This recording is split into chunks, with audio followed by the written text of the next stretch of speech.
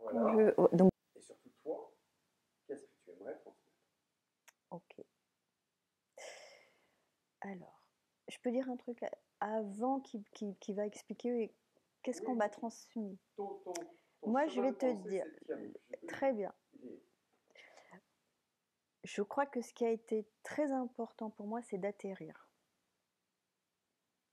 Donc, tous ceux vers qui j'ai été, c'était pour atterrir. Parce que pour le reste, je crois que j'ai jamais eu besoin de personne. Mais atterrir, ça a été important. Donc, qu'est-ce que j'aimerais transmettre demain? Je le transmets tout de suite, quoi. C'est pas demain, c'est tout de suite, maintenant, dès que possible.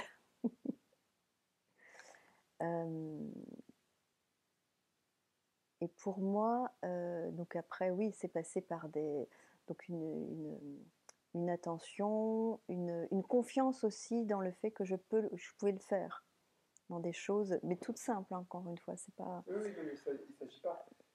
Quand on parle de transmission, on ne parle pas forcément de.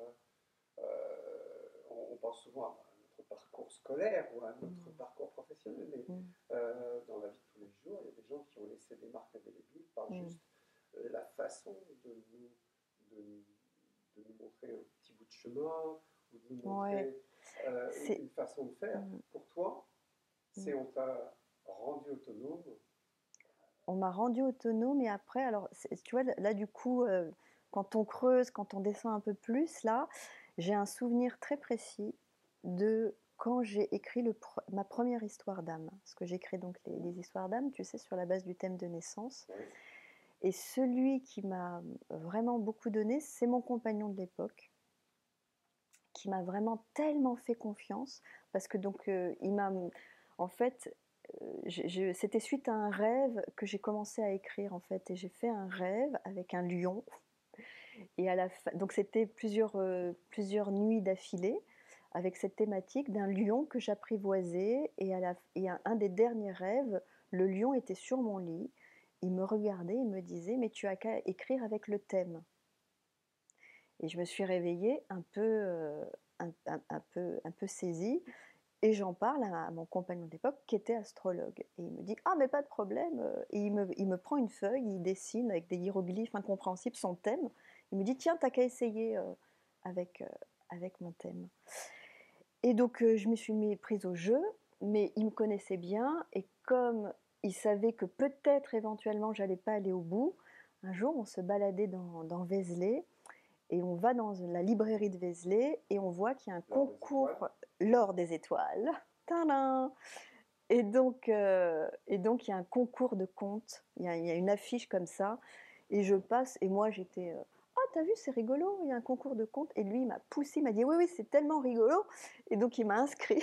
Je dis ah! Je dis comme ça, t'es obligé d'aller au bout.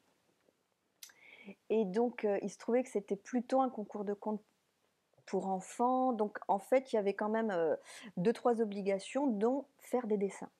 Moi, je ne dessine pas du tout. Mais il croyait tellement en moi, c'est évidemment avec son thème.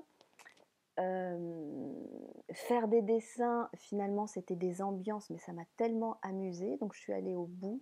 Donc ça, c'est un souvenir très, très fort parce que ça a aussi ouvert tout un pan de mon travail. Et puis, j'ai eu un prix. Je ne sais plus ce que c'était, mais ils ont beaucoup aimé mon histoire. Et ça a été la toute première histoire d'âme. Donc ça, c'était au printemps 2007. Et ouais, ça m'a... Ouais, voilà.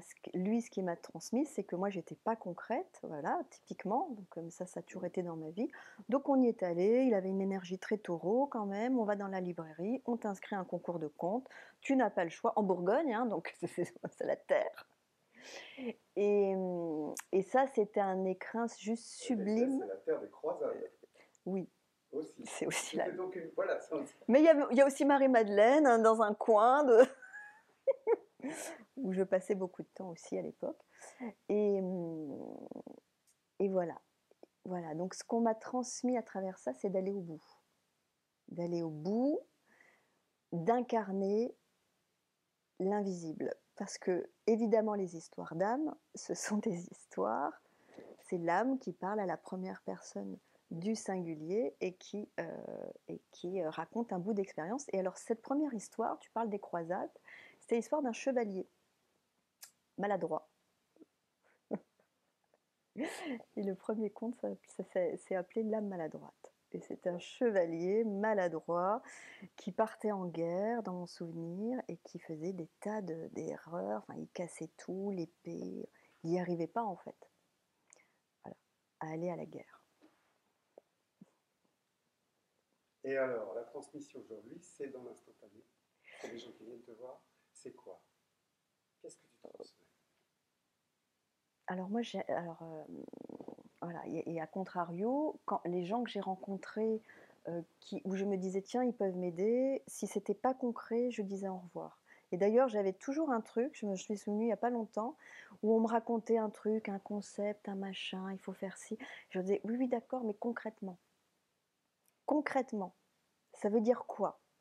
Et donc en fait, ça m'a tellement manqué sur mon chemin que j'ai l'impression, alors après il faut leur demander, mais que ce que je donne et ce que j'ai envie de donner, c'est du concret. C'est-à-dire qu'on va partir du thème de naissance, on va partir d'une planète, on va partir d'une situation, on va partir d'une mémoire, puisque dans la grille de lecture, c'est les mémoires que l'âme récupère de l'humanité passée, et très vite, je le raccorde à une expérience très concrète de vie.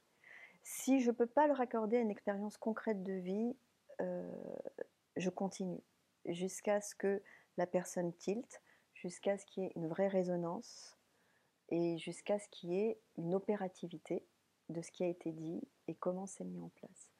Donc voilà, donc là, ça c'est vraiment quelque chose qui est important pour moi de transmettre.